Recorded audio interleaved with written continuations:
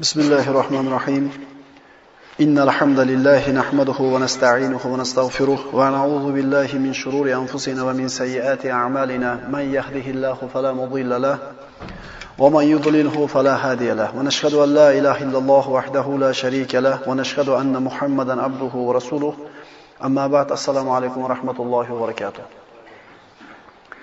Payg'ambarimiz Muhammad sallallohu alayhi vasallam hayotini, siyratlarini o'rganishda davom etamiz. O'tgan darsimizda Yamanga nasroniy dinini kirib kelishligi haqida suhbat qilgan bo'ldik. Inshaalloh bugungi darsimiz Yamanga habashlarning kirib kelishligi haqida bo'ladi. Zunuvos Yaman ahlidan nasroniy diniga kirganlardan 20 mingtasini chohlarni, hududlarni qazib, ularni hammasini kuydirib halok qildi. Mana shu 20 ming kishidan bir kishi omon qoldi. Davs Zusalaban ismli kishi qochib omonlikka yetdi. U qutulib qolganidan keyin o'zini birodarlarini mana shunday qatl qilganligi uchun Zunuvosdan qasos olishlik yo'llari haqida fikr qilar edi. Qanday qilib Zunuvosdan qasos olishligi mumkin? Yolg'iz inson. Uni aqli Qaysarning oldiga borishlikka yo'l ko'rsatdi. Qaysar dunyodagi eng katta podshohning bittasi. U ham nasroniy dinida. Uzoq masofa yo'l bosdi.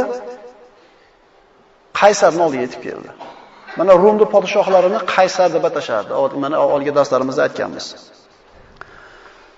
Davs Zusalaban Qaysarning oldiga bordi.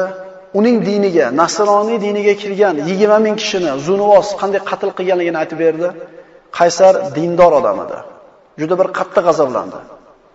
So'ngra Davs Zusalabanga qarab turib, biz bilan Yaman oramizda katta masofa bor. Biz o'zimiz bora olmaymiz yordam bergan. Lekin men senga yo'l ko'rsataman. Habashtonga borasan, Habashtonning podshohi Najjoshiga men xat yozib beraman. U senga yordam beradi. U ham nasroniy dinida dedi. Habashton mana hozirgi kundagi Efiopiya, musulmonlarning birinchi hijrat qilgan joyi ham Habashton bo'ladi. Qaysar Davs Zusalabanga elchilarni qo'shib Najjoshiga yubordi.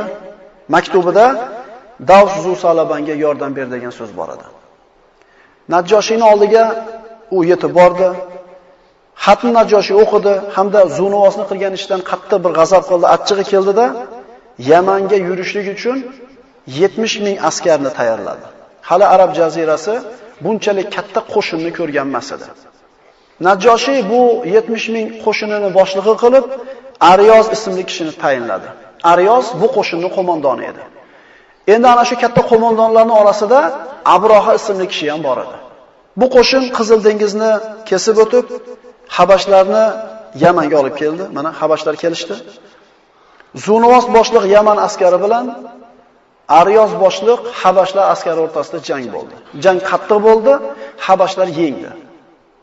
Zunuvos mag'lub bo'lib, asir tushligidan qo'rqib qochdi, dengizga qarab suzib bordi, cho'kib ketguncha suzib bordi. Ya'ni dushmanlarimning qo'lida o'lmayman degan ma'noda qilib, o'zini o'zi qatl qildi. Habashlar yenggandan keyin Yamanga hokimlikni ustiga mana Aryoz kelib o'tirdi. Aryoz hokim bo'lganidan keyin u Yamanliklarga ham, o'zi bilan birga kelgan Habashlarga ham zulm qilishni boshladi. Aytamiz u odamning kimligi qo'l ostidagi kishilar bilan qilgan muomalasidan bilinadi kimligi. Xotini bilan, bola chaqasi bilan, qo'lidagi shagati bilan yoki qo'lidagi ishchisi bilan. Ungacha puli ko'payganda ham odamning kimligi ko'p ham bilinavermaydi. Amaldor bo'lgandan keyin bilinadi. Xo'jayin bo'lib qoladi deymiz u. Aryoz mana shunday bir hokim bo'lganidan keyin zulm qilishni boshladi. Habashlar ham norozi undan, Yamanliklar ham norozi. Abroha Aryozning qilayotgan ishdan norozi bo'lgan boshqa odamlarni o'zining atrofida jamladi-da, qo'shinni ikkiga bo'ldi, Aryozga qarshi qo'shin bilan chiqdi.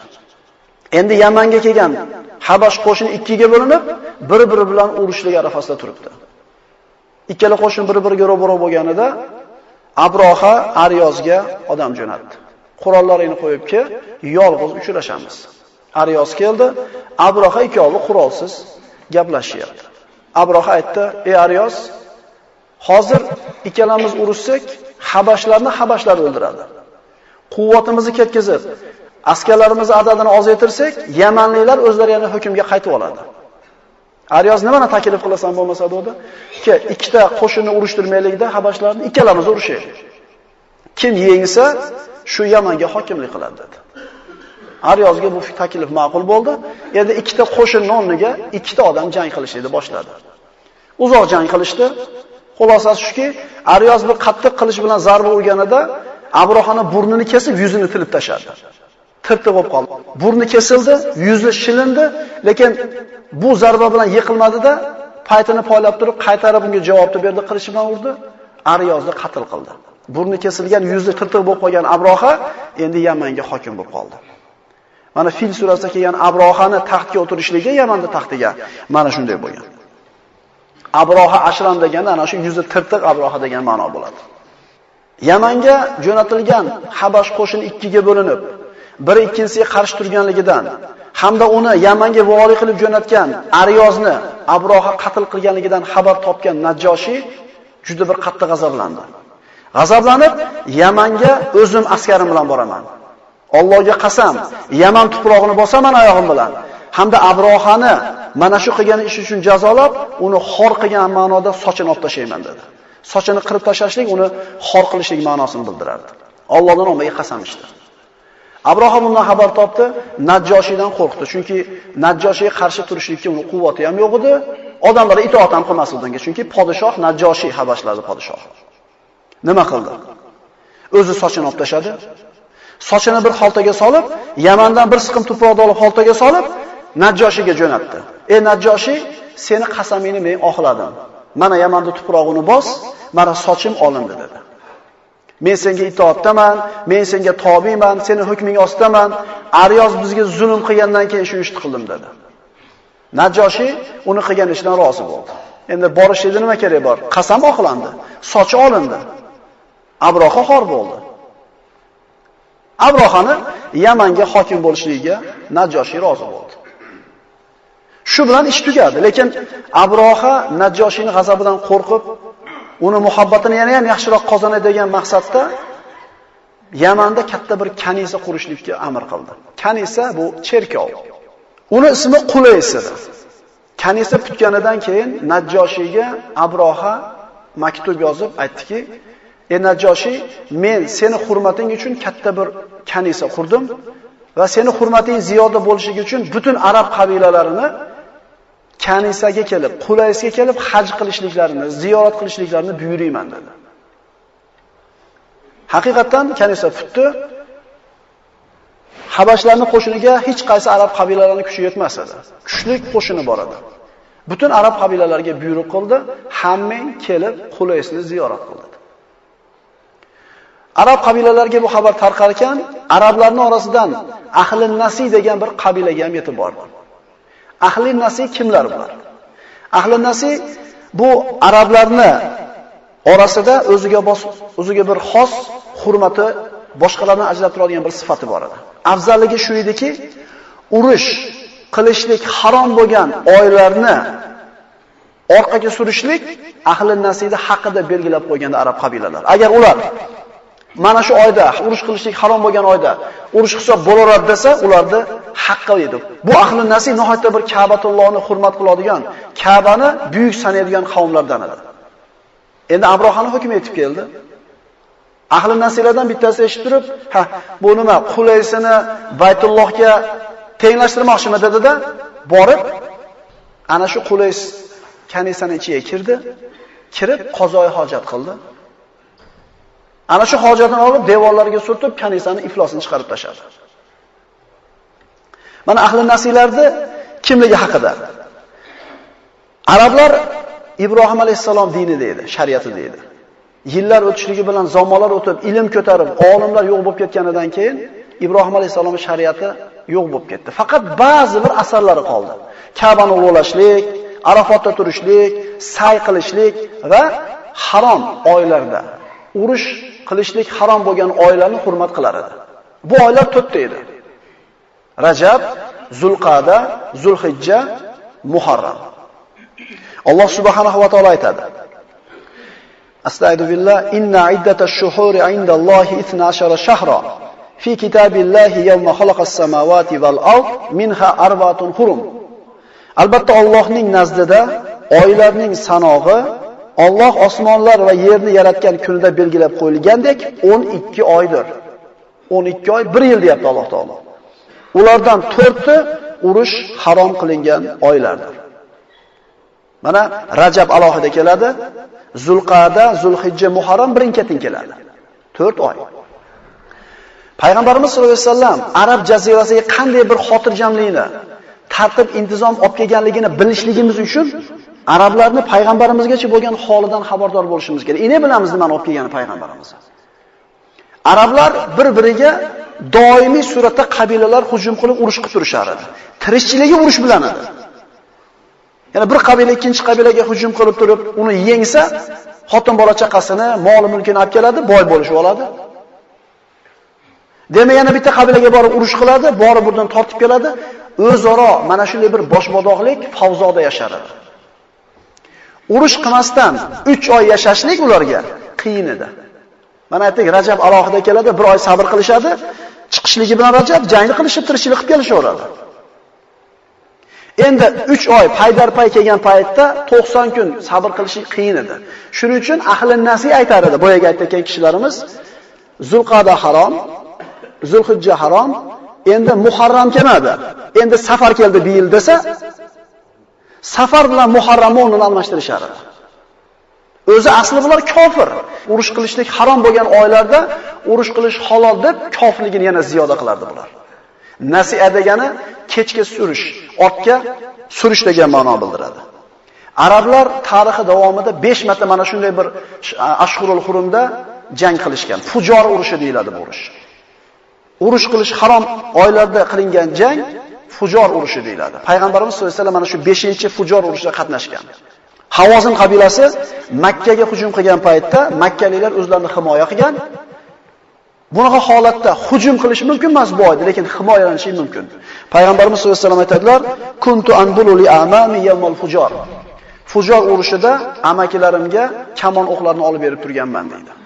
5 marta mana shu urush harom qilingan oylarda arablar jang qilishgan. Ular ahli nasiylar Muharramni safardan keyin keladi desa, haqqi bor deyishganida, shuning uchun ularning hurmati baland edi.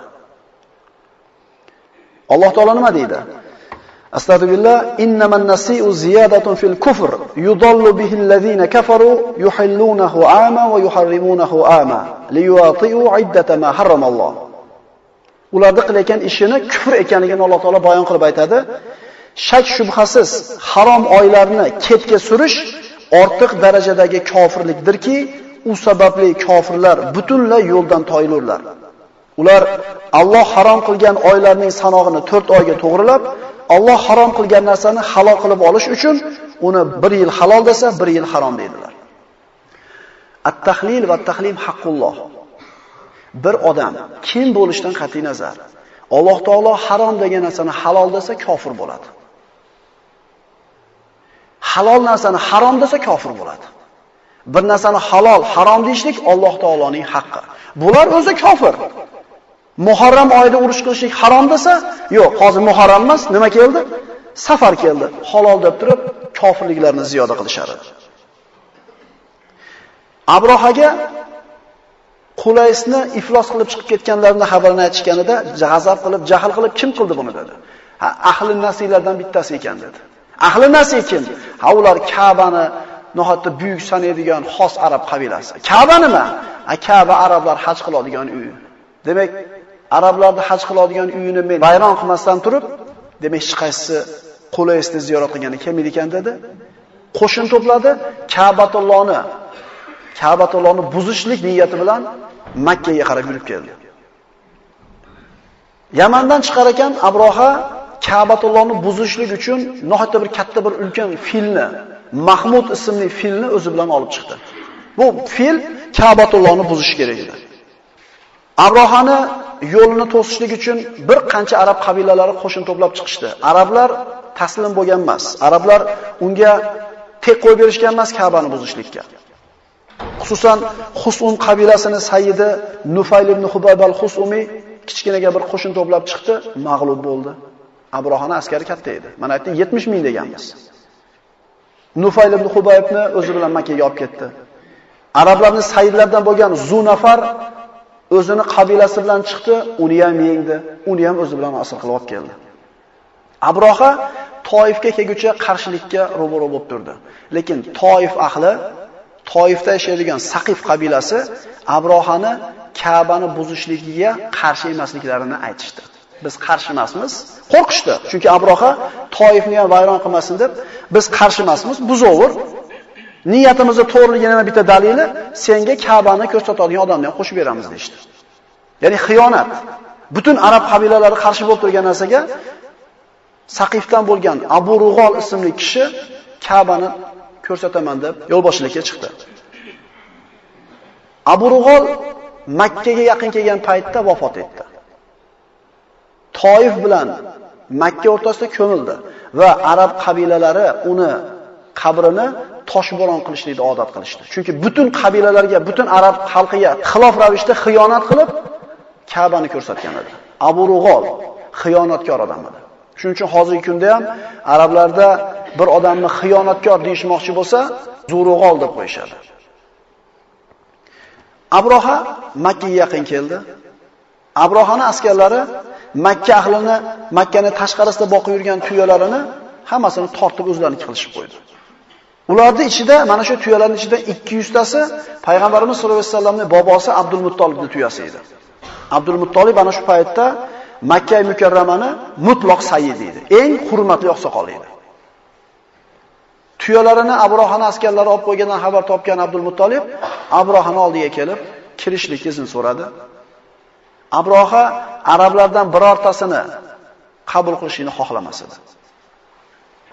Abdul Muttolib podshohning oldiga kirishga chora topolmasdan asiri bo'lib kelayotgan Zunafarning oldiga bordi. Mana aytdik, Abrohaga qarshi urushib asir bo'lib kelgan ikkita arab sayyidi bor edi. Zunafarning oldiga kelib, nima maslahat berasan? Podshohning oldiga qanday qilib kirsam bo'ladi? Zunafar aytdi, men asirman, men qo'limdan hech narsa kelmaydi. Lekin dedi, senga bir yo'l ko'rsataman. Ana shu filni, Mahmud ismli filni yetaklovchisining ismi Unays bo'ladi. Zunafar bilan Unays yo'lda kelatib, ham suhbat bo'lib qolgan bo'ladi. Unaysdan Zunafar iltimos qiladi. Abrohaga kirib ayt, Abdul Muttolibni qabul qilsin. Unaysni iltimosini Abroha qabul qilib, Abdul Muttolibni huzuriga kirishlikka izn beradi. Abdul Muttolib nihoyatda bir vasim, bugan gavdali, kelishgan, chiroyli, haybatli kishi edi. Uni ko'rgan odam haybatlanadi albatta. Abroha taxtida o'tirgan joyiga Abdul Muttolib kirib kelganida, uni ko'rib turib haybatlandida, hurmatini joyiga qo'yish maqsadda o'zi o'tirgan taxtni yonboshiga o'tkazmoqchi bo'ldi sherik qilib. Lekin Habashlar taxtga bir arabni o'tkazib qo'ydi degan ma'lumotdan qo'rqib, taxtdan o'zi tushdi, Abdul Muttolib bilan yerga o'tirdi. Ya'ni podshoh, ya'ni Abdul Muttolibning haybatidan haybatlanib yerga o'tirdi. Abroha, menda nima hojatingiz bor dedi. Abdul Muttolib, seni askarlaring meni tuyalarimni tortib olishibdi. Odamlarda tuyalarini tortib olibdi. Ularning ichida 200 ta tuya meniki. Tuyalarimni qaytarib ber dedi. Abrohani g'azabi keldi. Chunki kirganda nihoyatda bir haybatlik, salobatlik kishini ko'rib bir boshqacha bir hurmat qilib turuvdi. Gapirgan gapini eshitib turib g'azablanib aytdiki, seni ko'rganimda hurmatlab yaxshi muomala qildim. Taxtimdan hatto yerga tushib sen bilan birga o'tirdim. Endi sen va qavming ibodat qiladigan Ka'bangni buzgani keldim desam, mendan Ka'bamizni buzmagin deb iltimos qilish o'rniga qa'dagi tuyeni so'raysanmi dedi. Deganida Abdul Muttolib, "Ey Abroha, tuyalar meniki" dedi. "Men tuyalar egasiman. Ularning ishini men tadbir qilaman. Endi bu Ka'ba Allohning uyi" dedi. "Uni himoya qiladigan Robbisi bor. Tuyalarimni ber meni" dedi. Abroha tuyalarni qaytarib berdi. Abdul Muttolibning gapidan hayron bo'ldi. Abroha Abdul Muttolibga yana dedi: "Biz senga va seni qavmingga ozor berishlik niyatda kelganimiz yo'q. Biz Ka'bani buzamiz, qaytib ketamiz. Sen Makka ahliga ayt, Makkani bo'shatib qo'ysin" dedi. "Biz Ka'bani buzgandan keyin kirib sizlar yashayverasizlar" dedi. Abdul Muttolib Makkaga qaytib bordi. Hamda Abrohani so'zini ularga yetkazdi, toqqa hammasini chiqib ketishlikka buyurdi. Chiqib ketar ekan Parvardigoro, bu o'zingning uying. Unga qarshi turishlikka bizni quvvatimiz yo'q, himoya qilishlikka. O'zingga topshiring deb chiqib ketdi. Tog'larning ustiga chiqib qarab turish va'da qilingan kun kelganda Abroha fil Ka'bani borib buzishligini buyrug'ini berdi. Fil Ka'baga qarab yurib bordi. Shu payt asr bo'lib qo'l-oyog'i bog'lanib kelayotgan Nufayl ibn Hubayb o'zini shunday iplardan bo'shatdi, shoshilganicha kelib asr bo'lib kelayotgan filni qulog'iga shunday osildida, "Ey Mahmud, bu Allohning bayti, tiz cho'k." Fil tiz cho'kdi. Uni kelib urishdi, turmadi, turtishdi, turmadi, turgizishdi, turmadi, yotib oldi. Filning yetaklovchisi Unays keldi, turgizdi, turdi. Yaman tomonga yoki boshqa tomonga qarab yetalasa yurdi. Ka'batulloh yetalasa yurmadi. Ular filni u yoqqa turtib, bu yoqqa turtib, fil bilan ovora bo'lib turgan paytda uzoqdan osmonni to'ldirgan bir qora bulut ko'rindi. Odamlar buni nimaligini bilmasdan qarab turishdi. U Alloh taoloni mana shu Abrohavoning qo'shilib yuborgan balosi, abobil qushlardan iborat qora bulut edi. Ulamolar bu qushlarni ta'riflab aytishadi. Ular kichik chumchuqqa o'xshagan qushlar edi. Har bir qushda 3 tadan, sopoldan, sijjildan bo'lgan tosh bor edi. Ikkitasi oyog'ida, bittasi tumshug'ida. Kichkina toshlar. Qushlar o'zlari bilan olib kelayotgan toshlarni Abrohani askarlarining ustiga kelib yog'dirdi. Tosh ularda bittasiga tekkanda, xuddi bir badaniga kasal tegib, go'shi bo'linib tushgandek, tosh tekkanda go'shlari bo'linib uzilib tushdi. Toshlar yog'ilishni boshlagan paytda Abroha qochib qoldi orqaga qarab. Lekin unga nasib qilingan, unga yozib qo'yilgan tosh unga ham borib tegdi, uni ham qatl qildi. Abroha bilan kelgan hamma askar bitta qo'ymay halok bo'ldi. Alloh taolo bu holatni Qur'oni Karimda quyidagi surada siz bilan bizga hikoya qiladi. Astagfirullah. Alam tara kayfa fa'ala robbuka bi ashabil fil? Alam yaj'al kaydahum fi tadlil wa arsala alayhim tayran ababil tarmihim bihijaratin min sijil faj'alahum ka'asfin ma'kul. Ey Muhammad, Parvardigoringiz fil egalarini qanday halok qilganini ko'rmadingizmi? U zot ularning Ka'batullohni vayron qilish uchun qo'llagan barcha hiyla-nayranglarini barbod qilmadimi? U zot ularning ustiga sopoldan bo'lgan toshlarni otadigan to'p-to'p qushlarni yuborib, ularni qurt-qumisqalar tomonidan chaynab tashlangan somon kabi ilma-teshi qilib yubordi. Alloh taolo bularning ustiga qanday balo jo'natdi? Yana bir mulohaza qilaylik. Abroha Allohning uyini buzaman deb, Allohga dushmanlik qilib, yer yuzidagi eng katta hayvonni yetalab keluvdi. Alloh taolo o'zini mahluqotlaridan eng kichkina bo'lgan chimchiqqa o'xshagan qushlar bilan uni xor qildi. Vala ya'lam junuda robbika illahu. Parvardigoringizni qanday qo'shini bor ekanligini faqat o'zi biladi. Allohning diniga dushmanlik qilganlar har qancha fildek quvvatga ega bo'lsa ham, Alloh taolo xohlasa ana shunday chumchuqdek kichkina jonivor bilan Alloh taolo uni xor qilib qo'yaveradi. Rivoyatlarda keladi. Namrud, kofir podshohlarda o'tgan Namrud Ibrohimni Robbisini o'ldirdim deb osmonga nayza otdi deyiladi. Alloh taoloni o'ldirdim degan edi. Alloh taolo uni qanday xor qildi? Kichkinagina chivin uni burnining ichiga kirib ketdi. Mana shu boshining ichiga kirib joylashib olib, shunday bir qichishtirganda, qimillaganda azoblanar edi. U nima chorasini topishdi? Chivinni to'xtatishlik uchun oyoq kiyimlar bilan boshiga urilganda, shunda haligi chivin to'xtar edi. Ya'ni xor qilishligini ko'ringki, yana u cho'loq chivin deyiladi. Odamlarda oyog'ini taydagi kalishi bilan boshiga urilganda, shu jinni orom olardi, tek tursa, yana bir bezovta qilar edi. Alloh taoloning diniga dushmanlik qilganlar har qancha kuch-quvvatli bo'lmasin, har qanday choralari ko'p bo'lmasin, har qanday hiylalari ko'p bo'lmasin, Alloh taolo albatta ulardan kuchli bo'lgan, buyuk bo'lgan zot. Bu bo'lib o'tgan voqeadan keyin arablarni qalblarida Ka'baga bo'lgan muhabbat, haybat, hurmat yana ziyodalashdi. Bilishardi Allohning uyi ekanligini, lekin bu bo'lib o'tgan ish ularda iymonni yana ham ziyoda qilib qo'ydi. Ka'ba Allohning uyi ekanligiga. Arablar shu paytgacha taqvim tutishmas edi. Endi mana shu fil voqeasi sodir bo'lgandan keyin taqvim yuritisha boshladi. Fil yilidan 6 yil burun, fil yilidan 8 yildan keyin va hokazo. Mana shu fil voqeasi sodir bo'lgandan keyin 50 kun o'tganidan keyin payg'ambarimiz Muhammad Mustafa sallallohu alayhi vasallam dunyoga keldi.